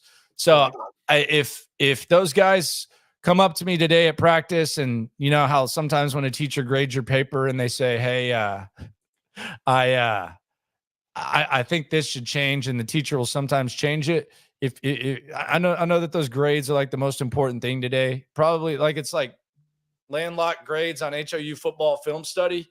Like if they come up with the grade and they want it changed, I can change it. And I can take down the special teams if I need to, but I don't know. Won't do that. But that was big, man. I mean, you just got to stay out of the way on that. Like they're punting to you. They actually punted to you, and then they decide to go on 4th and 3, and they make it a one possession game. That was a really, really big penalty by Fatukasi. That was that, and then they ran a great Anthony Richardson rush play there, and got the first down, and they were rolling. After that, HOUfootball.com, best written word. Chronicle charges for subscriptions, and you never really know what you're going to get in that. But HOU football, always on the scene, always in the mix, always a grasp at things. If some people are just like, screw writing, and I don't necessarily hold that against you, but if you're someone who's like, man, there's no good Texans content, The Athletic, I canceled my subscription, they don't even have a writer anymore. The Chronicle, man, I don't want to be misled by the Chronicle. And you want to go to HOU football, that's the option right there. Always have free content. Subscribe for everything. Space City Ballers, wish out defend CJ like Bozeman did Herbert. So for those who are unaware what he's talking about, the Saints had a defensive lineman who, as the Herbert got rid of the football, it was gone for a couple of beats, and then he tried to put like a Kurt Angle ankle lock on Justin Herbert. Wish our line would defend. Okay, so he took Herbert down, and as he had Herbert's ankle and was down, their center came in and just like speared the guy while he was on the ground. And then Bozeman talked about it after the game. He's like, "It's Bush League, can't do that. I'm always going to defend my quarterback." So that's what Space City Ballers are talking about. Okay. Shout out to Space City. Shout out to all the people in the chat. Be sure to swarm the like button. Much appreciated. Whether you're on Stoots' channel, matter of fact, if you're on Stoots', like it, and then go over to my version of the simulcast and like it. Then I'm asking you to do too much. Just like whatever the hell you're in. Now, if you want to do that though, don't threaten me with a good time. I'm not even sure what the benefit is. I'm just told you're supposed to say like the video. So There you go. I'm just doing as I'm told. Texans hold off the Colts 23-20. So do we want to, is there anything else we want to talk about this game before we go into a very wild stretch for the Texans that generates a lot of thoughts, a lot of possibilities, a lot of drama on a very short week? Yes, there is, because there was an unexpected amount of snaps for a player on the Texans. Devin White played a ton after being here for 3 days, and he looked good doing it. And so that's a great job by D'Amico Ryans, Matt Burke, the rest of the defensive staff having him ready. And he played as many defensive snaps as Jake Hansen did. He's going to get half a sack when they go and review it. And Are you sure? He was in coverage. He should get half a sack. And he talked to us after the game about, putting in long hours trying to get this thing right. I was hell. Now you have to mentally just lock in. Haven't really played a series in a long time, so I think that was the only hard part. It's just when they got us on the long series, being able to just keep my composure and just dig deep. They ran me off a couple of times, but other than that, I feel like everything was fun. How'd you feel like you played? I played okay. Got to be better. Got to finish a lot of those plays. Be a little more sound in my technique. Going through the learning stage, but it's about the ball, making sure I'm attacking the ball, finishing every play, and just giving my all. Just putting effort out there. For the coaches and my teammates to see to steady and earn their trust. Defending Richardson and Taylor, how tough is that backfield? Yeah, man, two great guys that can run the ball. Richardson got a big arm. He can sling it. He can extend plays, and he showed us that. But I mean, at the end of the day, they get paid to do that. We get paid to stop them, and I think we won more times than they did, and that's why we came out victorious. So that's just a testament, to the team. The team just playing together and swarming to the ball. What do you think about this defense now that you're out there with these guys? I love it. Just want to be able to help even more. Get myself in better shape, put myself in better position to make plays, and just continue to earn the trust. But everything else, the guys on the sideline, everybody in the linebacker room, they have my back. If I got any questions, nobody shy away from answering, so we can all just be on the same page. Because at the end of the day, it's about going 1-0. When did you get the idea that you were going to end up playing this match? Man, I really I don't know. It's just kind of been a toss up. He just keeps saying just work hard. Just come to practice, work hard. I spend a lot of extra time up here in the mornings. I'm like one of the last ones to leave because I just want to learn the defense so I could be able to help and for them to feel comfortable with me out there and being able to call everything that they want to call. So I don't know. I think, Coach Bill, he tell us every day is a interview, to go out there and play. So I feel like towards the end of the week, I want to say Friday night, Saturday, the mock game, he like, hey, you might get a shot. I got to talk to Miko, and we'll see. Just stay ready. And I mean, that's all I can ask for is just an opportunity. Is there any big challenge having a Thursday game? You're talking about staying in shape. Do you anticipate being ready to go on Thursday too? Yeah, I mean, that's why I'm one of the ones not dressed. I just went in there and did a bike flush. Okay. Tomorrow I'll come up What there was and give me a run in because I know it'll be a down tempo week. But I'll make sure I get my work because I'm playing catch up to those guys. These guys been at it for 8 weeks now, going hard. All I got is the training camp part, and these guys got real game reps. How nice is it to join a team? You're 6-2. You're right there in the mix where you're playing catch up, but you're right in the middle of lofty goals, division, all that. Oh yeah, I don't think I wanted to go to a team that didn't have a bright season. That wasn't going to have a bright season. Because I've been winning since I've been in the league, and I know what type of energy I bring in the locker room, and I wanted to take that to somebody that was already sending up, and I feel like this was the team. I knew God was gonna put me where I needed to be, and it's just all glory to Him for bringing me here, and thankful to everybody else that reached out, that I didn't go to. I was thankful for that opportunity that I could have had, but I feel like this is where I need to be. And I'm just going to make the best out of this opportunity and get better every week. I was talking to Tim. I think they gave him credit for the sack. Seems like you could have gotten. Listen to this. They might. I hit him. Yeah, I hit him. I thought you were going to at least get the half. I hit him and he went down. I really didn't watch the play. I was just so much in the moment of just having fun that it really didn't matter. I probably got a lot of sacks in my career, and I got a lot of football left to play. So it'll come. Dude, so I looked up bike flush. It's like it's a motor. It's to warm the motorcycle oil and help clean your engine from inside out. So I don't know what that is. Maybe it's some medical term. I can't find body bike flush. Who knows? No, like I think a bike flush is to get the lactic acid out of your body and to get your blood flowing throughout the rest of your body. So it kind of returns your body to normal after a high blood pressure situation. That's what a quick Google showed me. He is country as hell, by the way. Yes. I mean, I know that there was like some, as you read about Devin White last week and the Texans signed him, and there was some, whining and moaning about, his final year in Tampa, and he was a malcontent. He didn't like the situation. What a contract. This dude sounds like a great teammate. I mean, he wanted a contract, and Tom Brady was like on the way out. So it's kind of like a different squad, different situation. Derek says, love the Texans defense, but we're 6-2 because of opposing team poor QB play. I would say to a certain point that's true. I think they made Josh Allen look bad, but yeah, They made Caleb Williams look bad. Yeah, I don't disagree with that. I do think it's a good defense, though. I think that I don't think that opposing quarterbacks love whether they're good or not playing the Texans. So yeah, I think there's some truth to that for sure. But Devin White, I thought he was really, really good. I think it's going to be a tough Thursday for him. Yeah. For Devin White, to say the very least. He's going to have his hands full. So here's the question about this this game on Thursday, the quick turnaround. How do the Texans approach this game? Do you approach it conservatively with guys where if they're banged up, you just don't put them out there?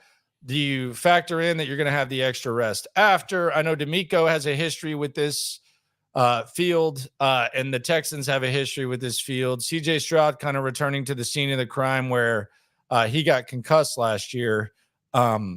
How do we approach this quick week on a hellacious surface? If you're healthy, you go, and if you're not healthy, you can't go. I mean, that's how I feel about it. I mean, thanks, Cody. I'm not. Thanks, man. You're not changing anything. I'm not changing anything. I know you've been talking about this field turf like it's, the boogeyman since the schedule came out. Dude, players talk about it like that. Don't act like I invented that. Yeah, no, I understand. It just you got to go out there and play. Like it's an AFC game. It's you're right in the thick of things in the middle of the top of you're right in the thick of things at the top of the AFC. You got to go out there and get a win. If you're healthy, go play. But if you're like a little bit banged up, well, it depends what you're a little bit banged up on. If you're a little bit banged up lower body, don't play them. If you're a little bit banged up upper body, play them. There you go. So Jimmy Ward, I'd play him because if you don't play him, then you should have been on IR. But you don't want him. You don't want to miss the Detroit game. No, I don't. They open as a pick 'em, by the way, against the Jets. Pick 'em. Jets coming off that loss to the Patriots. They're 2-6 right now. They're pathetic. They suck. But they should win this game. I mean, they should feel confident, at least on Thursday. They got a good defense. Jets? They should feel confident. Oh, no, I don't think so. I think the Magic. They're hosting the Texans again at the right time.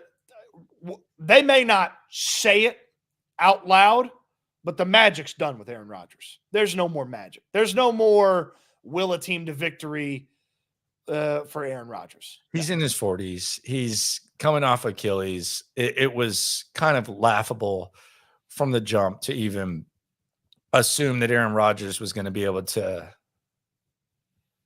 really do much of anything.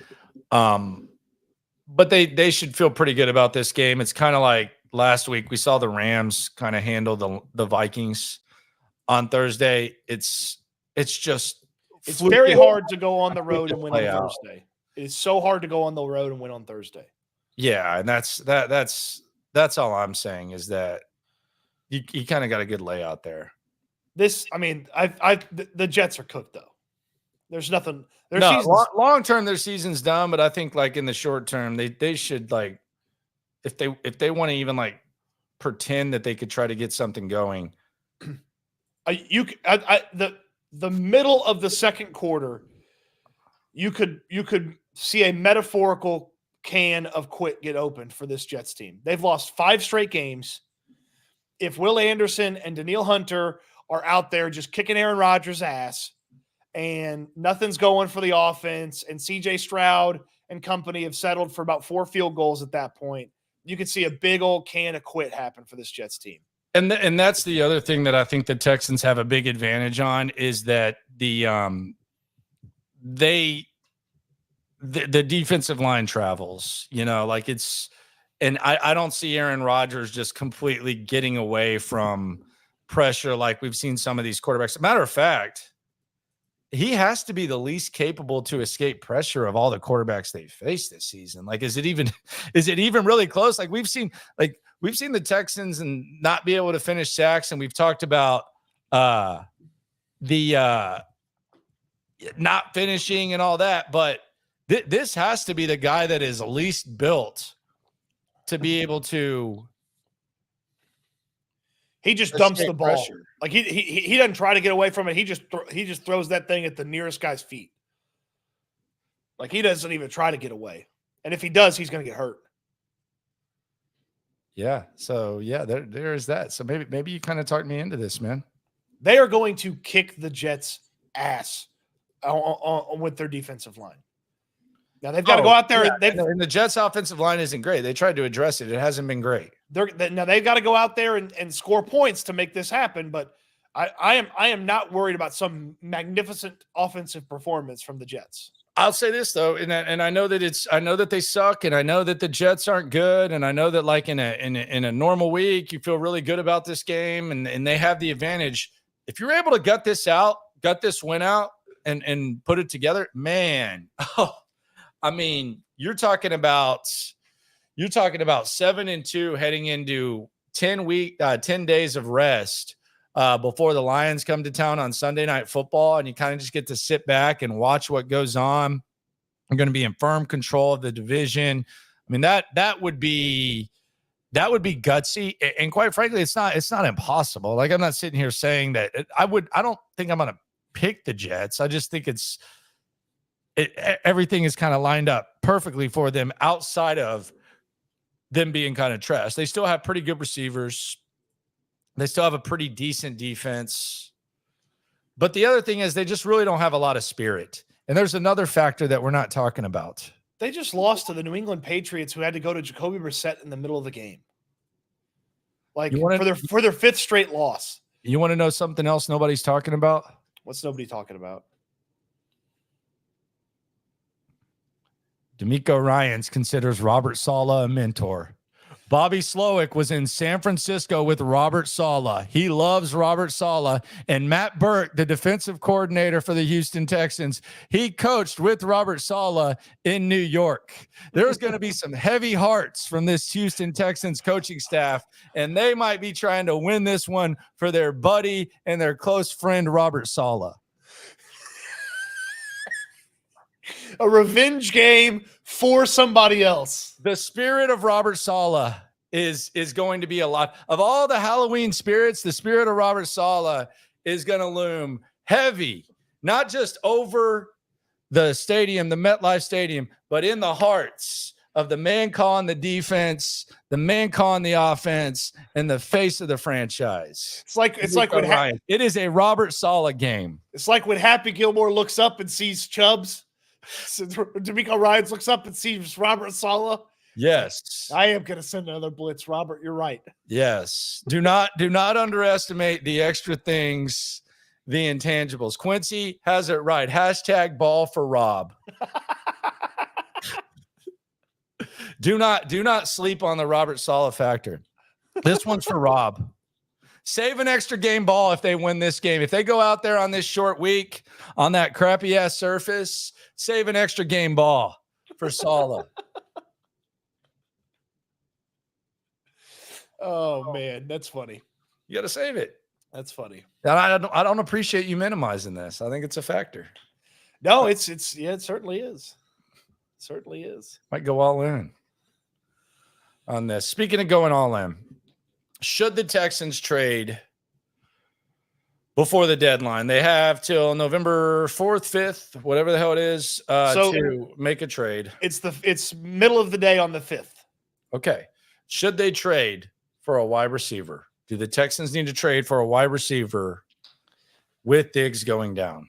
You know, Landry, you talked about something last week, and you talked about it, I think, on this show as well as on your channel a lot, is when people bring up something from the game and then people attack them and say, well, that's not the reason they lost.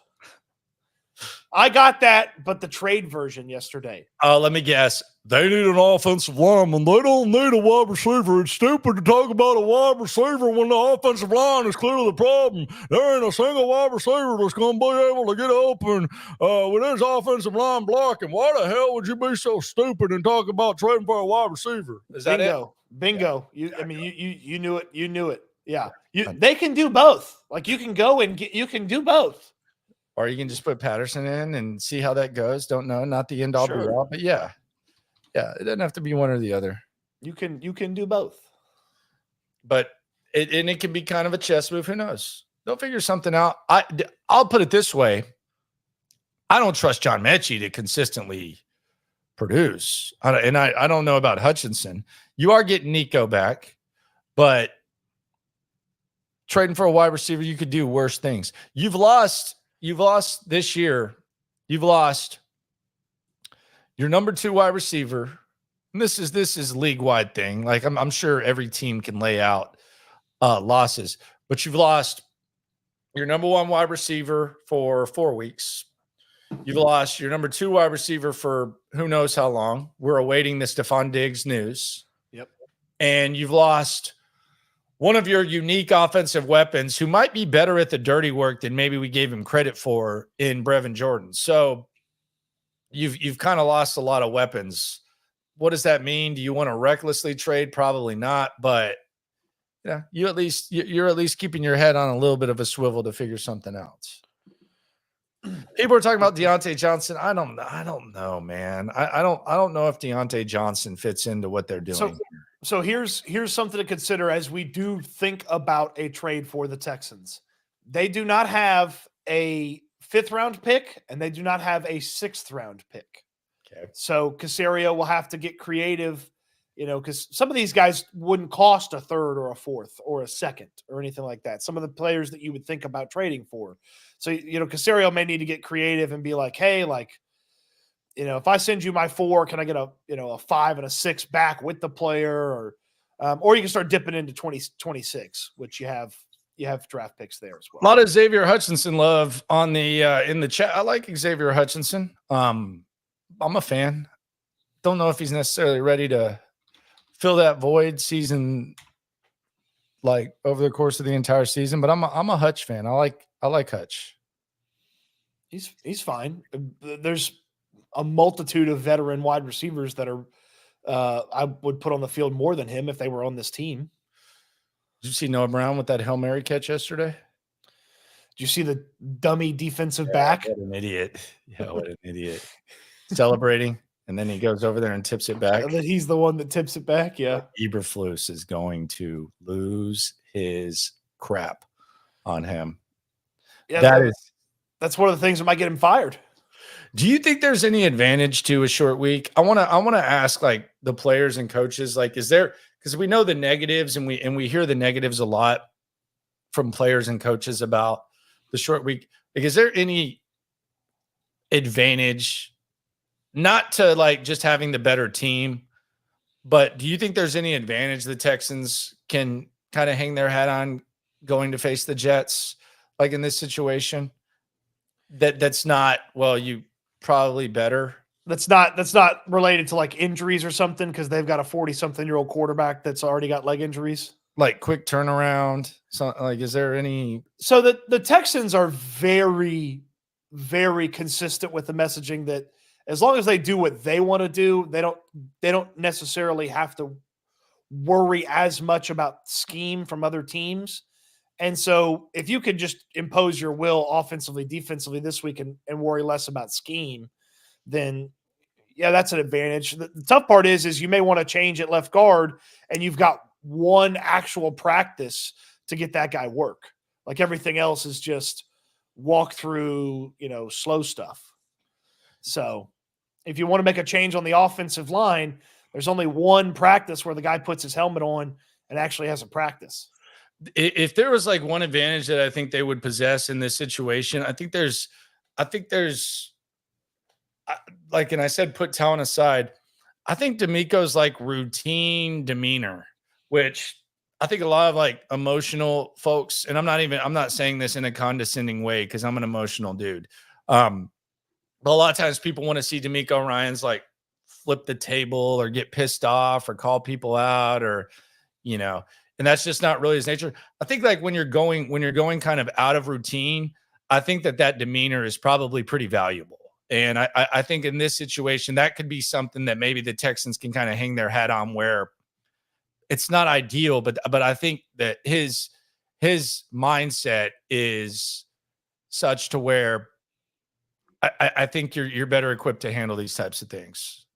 Because I asked D'Amico about this like routine type of thing, and it was basically like, well, do you think about this, blah, blah, blah. And he said something to me along, no, I don't think about anything that I can't change. And I'm just like, all right, Hardo. But I mean, that mindset's valuable when you're being dealt this type of card in this type of situation. Like where they walk in today and he's like, hey guys, today's Wednesday.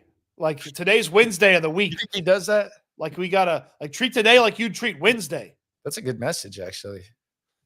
Tomorrow's Thursday and Friday. Treat tomorrow like Thursday and Friday.